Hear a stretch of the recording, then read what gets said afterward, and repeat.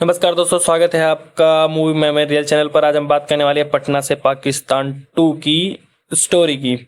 कहानी की शुरुआत होती है पहले भाग के बाद। कबीर दिनेश लाल यादव अब बिहार पुलिस में एक खास मिशन यूनिट के हिस्सा बन चुका है।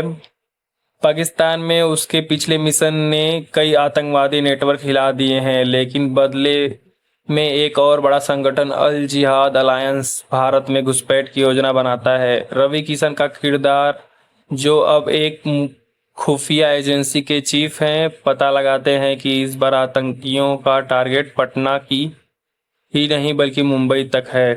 पवन सिंह को एक भारतीय रॉ ऑपरेटिव के रूप में दिखाया गया है, जो कबीर के साथ सीक्रेट मिशन पर जाता है। सेजल साहू का किरदार एक साइबर एक्सपर्ट है, जो आतंकियों की डिजिटल नेटवर्किंग तोड़ने में मदद करती है। कबीर को पता चलता है कि पाकिस्तान की सीमा के पास जो आतंकवादी गिरोह है, उसका मुखिया वही शख्स मीर सरवर है, जिसने उसके परिवार के कत्लेआम की योजना बनाई थी। यह सिर्फ देशभक्ति नहीं, अब निजी बदला भी है। कबीर पवन सिंह और उनकी टीम संजय पांडे, मनोज टाइगर जैसे चरित्र अभिनेताओं के साथ गुप्त रूप से पाकिस्तान में घुसते हैं। रास्ते में उन्हें दोहरी चाल वाले जासूस और हाई टेक ट्रैप का सामना करना पड़ता है। कई high octane action sequence, train पर लड़ाई, कराची में चेज और ट्रेन अटैक जैसे दृश्य कहानी में दमदार बनते हैं। आखिरकार कबीर आतंकियों के मुख्य ठिकाने पर पहुंच जाता है।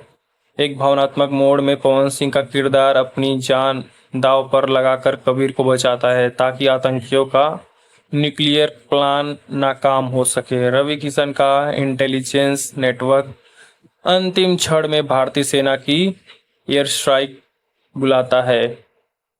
अंत में मिशन सफल होता है, लेकिन कबीर समझता है कि असली लड़ाई सीमा पर नहीं, दिमागों के भीतर है, और वादा करता है कि अब आतंकवाद की जड़ों को शिक्षा और शांति से भी खत्म करेंगे। दिनेश लाल यादव मुख्य नायक कबीर का रोल कर रहे हैं, वही रवि किशन भारतीय खुफिया एजेंसी चीफ है, पवन सिंह रॉ का एजेंट है, सेजल साहू साइबर एक्सपर्ट, श्वेता महारा कबीर की पत्नी, मीर सवरकर मुख्य विलेन, आतंकी मास्टरमाइंड है, संजय पांडे, सुशील सिंह, मनोज टाइगर, विकास मेहता सहयोगी किरदार। तो दोस्तों, यह थी पूरी मूवी की स्टोरी। आपको कैसी लगी कमेंट में जरूर बताइए। मिलते हैं अगले वीडियो में, तब तक के लिए धन्यवाद। देखते रहिए मूवी चैनल को।